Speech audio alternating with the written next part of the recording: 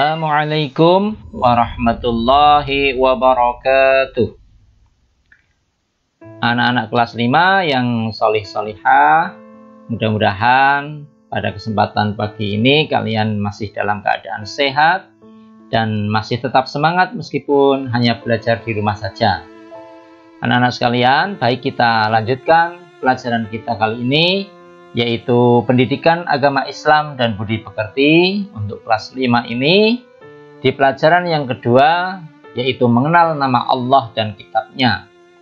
Pada pertemuan yang ketiga ini, submateri pembahasan kita adalah kitab Allah Subhanahu wa Ta'ala membawa ajaran terpuji.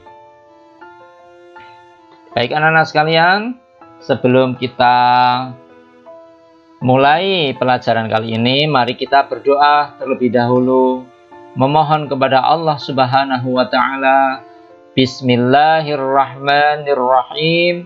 Rabbi zidni ilma warzuqni fahma.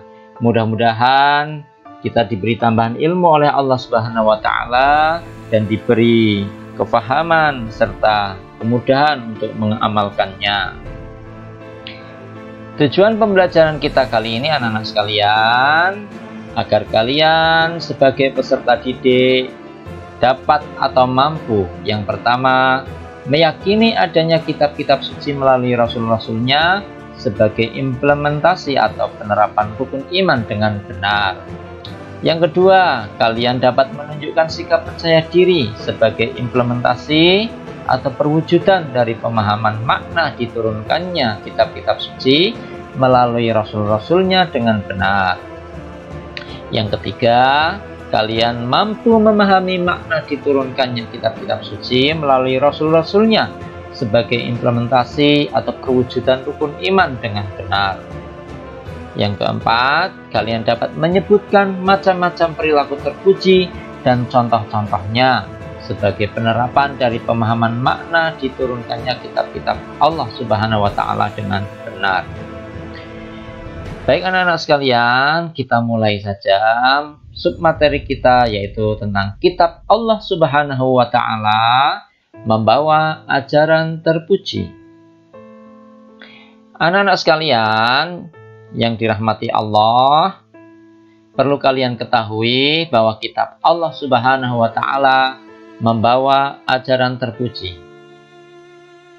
Kitab Allah Subhanahu wa Ta'ala adalah petunjuk dalam kehidupan. Dalam Al-Quran jelas dikatakan, A'udzubillahi minasyaitonirrajim, Alif Lam Mim, Dzalikal kitabu la raiba fihi hudal lil muttaqin. Ya. Dalam surat Al-Baqarah di awal-awal ayat tadi jelas Allah berfirman, hudal lil muttaqin, petunjuk. Ya. Petunjuk bagi orang-orang yang bertakwa. Dalam ayat lain dijelaskan hudal linnas wa bayyinatin minal huda wal furqan. Ya. Dalam surah Al-Baqarah juga. Nah, ini anak-anak sekalian, kitab Allah Subhanahu wa Ta'ala adalah petunjuk dalam kehidupan, petunjuk bagi manusia, ya, dalam menjalani kehidupannya. Sebagaimana pengertian Al-Quran sudah dijelaskan bahwa Al-Quran adalah petunjuk bagi umat manusia untuk mendapatkan kebahagiaan hidup di dunia maupun di akhirat. Anak-anak sekalian, kita lanjutkan bahwa petunjuk kepada manusia itu berupa untuk berperilaku terpuji. Ya. Berperilaku terpuji kepada siapa? Tentunya yang pertama kepada Allah. Kok bisa? Ya. Kita sebagai hamba Allah tentunya harus menjalin hubungan baik dengan Allah Subhanahu wa Ta'ala sebagai pencipta kita. Kemudian berbuat atau berperilaku terpuji kepada sesama manusia. Yang kedua, berperilaku terpuji kepada sesama manusia. Dan yang ketiga, berperilaku terpuji kepada hewan atau binatang. Yang keempat, berperilaku terpuji kepada tumbuh-tumbuhan. Yang kelima, berperilaku terpuji terhadap alam semesta atau lingkungan kita. Anak-anak sekalian, yang pertama, bahwa kitab Allah Subhanahu wa Ta'ala itu adalah mengajarkan berperilaku terpuji kepada Allah Subhanahu wa Ta'ala. Inilah contoh-contohnya anak-anak sekalian, kalian perhatikan. Ya, ini sedang melakukan ibadah sholat. Ya, hubungannya dengan Allah Subhanahu wa Ta'ala. Kemudian contoh lain, perilaku terpuji kepada Allah Subhanahu wa Ta'ala, yaitu dengan berdoa. Ya, dengan berdoa setelah sholat.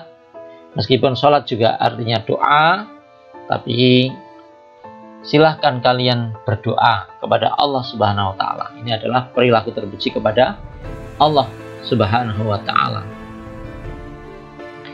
Kemudian yang kedua, ajaran terpuji kepada sesama manusia. Contohnya seperti apa? Ya, ini bertemu teman itu menampakkan kegembiraan, ya, bersalaman, menyapa, itu adalah terpuji kepada sesama manusia. Contoh lain, ketika ada teman yang jatuh, menolongnya, ya, ditolong, itu adalah perbuatan terpuji sesama manusia. Jangan lantas hanya melihatnya saja ketika ada teman yang jatuh, atau bahkan justru jangan sampai kita itu mengolok-oloknya, ya. Ya, kalau dalam bahasa kita syukurin, itu jangan, ya. Makanya hati-hati, ya, jangan, ya. Kalau mau menasehati, ya besok lagi hati-hati, ya, dinasehati dengan baik, ya. Jadi menolong anak-anak sekalian, ya. Itu contoh perbuatan terpuji kepada sesama manusia. Kemudian yang ketiga, ajaran terpuji kepada hewan dan tumbuhan. Contoh berbuat terpuji kepada hewan adalah, ya, ini ilustrasinya adalah memberikan makan kepada hewan piaraan. Ya. Contoh perbuatan terpuji atau ajaran terpuji kepada tumbuhan, contohnya apa? Ya, merawat tanaman, ya, merawat tanaman yang ada di rumah misalkan, ya. Memberikan apa? Air atau menyiraminya agar subur. Jangan dibiarkan tidak disiram, ya, jangan dibiarkan kering, ya, kasihan juga. Yang keempat adalah ajaran terpuji kepada diri sendiri. Ya. Jadi dalam kitab Allah Subhanahu wa Ta'ala juga memerintahkan kita untuk berbuat terpuji kepada diri sendiri. Tidak berbuat aniaya atau menyakiti diri sendiri atau membiarkan diri ini rusak. Ya. Contohnya apa? Ya, ini ilustrasinya adalah memotong kuku. Contohnya kita selalu membersihkan kuku kita agar tidak kotor. Kemudian yang kedua adalah mandi. Ya, sehari 2 kali, pagi dan sore, agar badan kita tetap sehat, tidak gatal, ya. Selanjutnya anak-anak sekalian, yang kelima adalah ajaran terpuji kepada alam sekitar kita, lingkungan kita. Contohnya apa? Ya, kita membuang sampah di tempatnya. Jangan dibuang sembarangan. Sebab kalau dibuang sembarangan bisa mengganggu pemandangan, bisa kotor lingkungan kita. Juga kalau dibuang di sungai bisa menyebabkan banjir.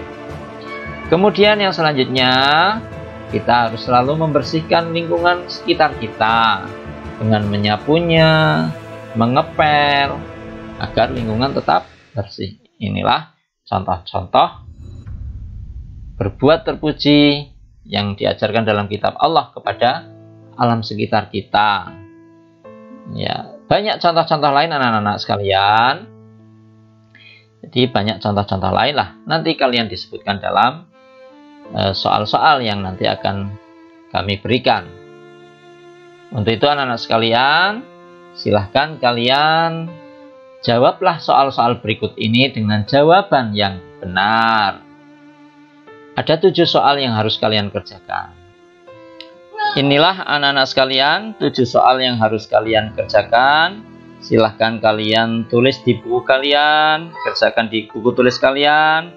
Kemudian hasilnya difotokan, kemudian dikirim ke nomor WA guru agama kalian. Silahkan.